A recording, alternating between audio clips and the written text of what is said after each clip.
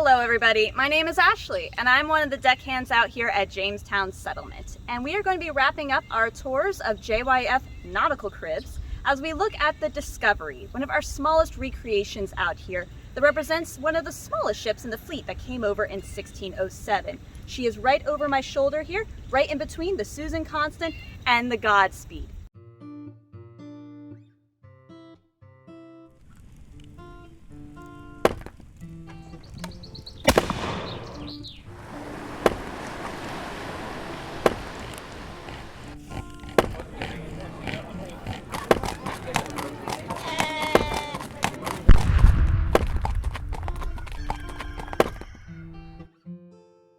Now, our recreation was built in 2007 up in Boothbay, Maine, before being sailed down for the 400th anniversary of Jamestown Settlement in 2007. Now, as we go on board, you're going to see there's a distinct difference in Discovery compared to the other two ships.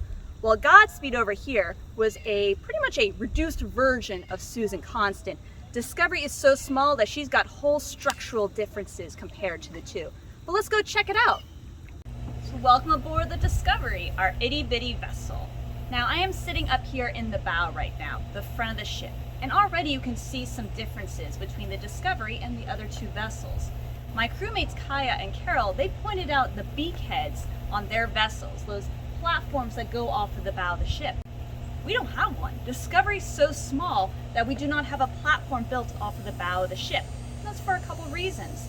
First off, we don't even have a sprit sail. This nice fabric right here, this is just an awning that we can stretch out for sun protection for the deck and the sailors. So there is no sail that is suspended from the bowsprit here. So you do not need a workstation to go and furl or set the spritsail like you do on the other two ships. And for the sailors, if they need their seats of ease, they'll just have to do it off the sides, off the head right here. And this leads into the amount of sails that we have on the ship. I mentioned we don't have a sprit sail. We also don't have a foresail or a foretopsail, just like Susan Constant and Godspeed. Now we do have some of their sails. We have a mainsail, a main topsail, and a mizzen sail. So compared to Godspeed and Susan Constant, who have 6 sails, the small nature of Discovery only affords her about 3 sails. Now how small is she? She is about a 20-ton cargo capacity vessel.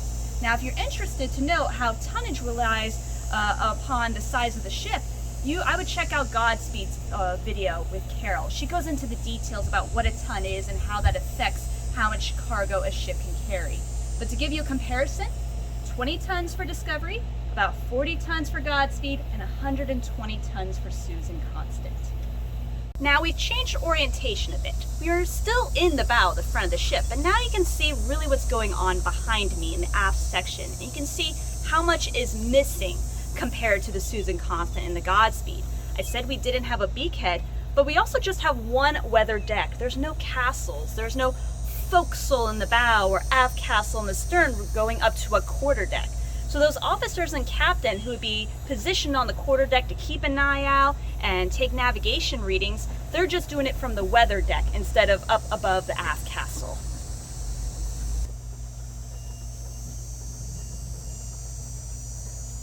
Now let's go into some of the similarities. Just like Godspeed, Discovery here is using a tiller to control the direction of the ship by moving the rudder in the water. And just like on Godspeed, there's also a binnacle here to store all your charts and navigation gear for readily accessed by the navigator and such. Now, how many sailors would it take to operate a ship of this size? We think due to her small nature, she had about 9 sailors to operate the ship.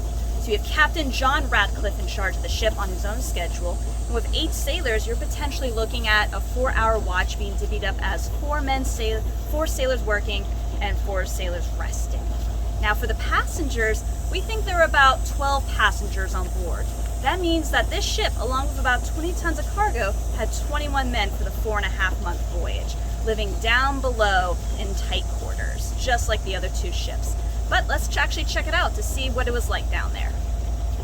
Now, just like the other ships, we don't have any nice stairwells to help guide us down. We're going to be going down through a hatch, just like the sailors would. Now, we are going to be going down the aft hatch here, going into the officers' and captain's quarters. For the passengers, most likely they're going through the main hatch using a rope or wooden ladder.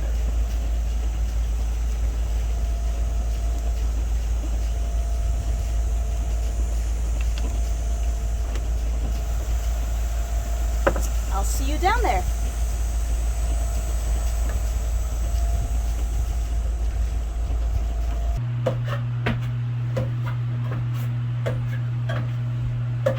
And welcome down below decks. Now you'll have to excuse us, we have a lot of modern technologies down here, but as mentioned in previous videos, these are fully operational recreations. And this one especially is filled with a lot of the tools and technology that we need to be able to maintain these ships and be able to take them out to different ports for education, outreach, and festivals and such. But you're going to get definitely a feel for how tight it is for these men that are living down below decks, for the officers, the captains, the deckhands, the boatswains, and those 12 English passengers. So we have entered into the cargo hold now. Now this space would have been for about 20 tons worth of supplies and also those passengers. And this is where the documentation becomes very slim. What was it like for these passengers on board the ship? And my crewmate Kaya, she talks about that in great deal in Susan Constant. But we believe it would have been some sort of temporary bedding. Something like strong canvas mattresses that they can pack themselves, put out on top of the cargo, share to be able to accommodate everyone, and then when they get here, roll it up and stow it and take it off the ship. Either way, it is going to be dark, crowded, stuffy, and it's not going to smell great, but it's generally survivable since these sailors have been crossing the Atlantic for centuries. Now, a lot of people ask me, why? Why do they bring a ship this small? Why sail close to 6,000 miles across the Atlantic with a ship that can carry nowhere as much cargo and people as the other two? Now, I mentioned sailors have been crossing the Atlantic routinely, that for them, this is a survivable trip. But something they don't know about is they don't know much about the inner waterways of Virginia. So let's go back up so I can tell you all about the exploration of Virginia waterways. Now, I mentioned that these sailors, they have lots of experience with crossing the Atlantic. And they've had some basic idea of the Chesapeake Bay. It is a stopping point. But most of these sailors have never been far inland. And when you have a ship going into a new area, one of the main concerns is, am I going to run aground? Are there going to be channels that can accommodate my ships? What are the sandbars, the shoals, the coastlines like? All of this raw data has to be meticulously gathered to be able to help them fill in their charts and figure out what is the best place to be able to build James Fort. This is why having a small ship like Discovery is so crucial. If, say, the waters are so shallow that Godspeed and Susan Constant can't fit, at least Discovery, who they plan on leaving behind here in Virginia to help them move around, will be able to have a lot more freedom of movement. Now, there is also, just to let you guys know, a fourth vessel that came with this fleet. But she wouldn't have sailed the Atlantic. She came across, but she came across down below. What we're talking about is a shallop. A shallop is a much smaller vessel. So as I mentioned, the Discovery is like a 20-ton vessel. The shallop could potentially be a 3-ton. Think a small rowboat that you can storm parts down below and then reassemble it when you're ready to use it and attach a sail to it. And that's what they do on their second day here in Virginia.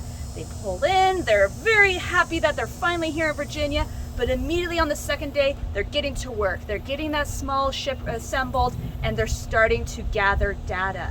And one of the most important tools you can have for gathering that data is this here, the lead line, crucial to piloting navigation. And it's so basic that it's been used for ages. If it's not broke, don't fix it. It's a lead weight attached to a long line. Now, how does this help us to be able to gather data? Think of this as a giant ruler.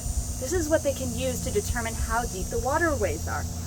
Because in these lines are fathom markers. These fathoms, representing about 6 feet, are going to tell them how deep the waterways are. But another important element is the lead weight here. This isn't just meant to drop it into the water so that you get a proper measurement. It's also meant to gather sediment. You could put animal fat and tallow in this little crevice here at the base of the lead line, and that will gather all that sediment. It could be mud, it could be sand, it could be shells, but that sort of raw data will help them know how far inland are they going. Are they still close to the coast? And then they can mark that down in their records so that when they sail in the area next time, they have a better understanding of where they're located. So they're going to spend a couple weeks slowly going through the Chesapeake Bay before choosing the James River and exploring the James River, gathering all this data before they decide on James Island to be the basis of the James Fort.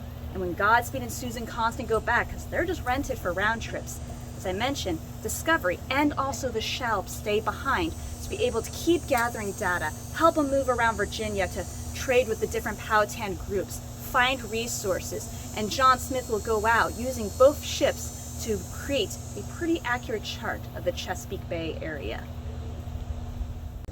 Thank you guys so much for coming out here today. We really hope you enjoyed this tour of the Discovery, our smallest recreation.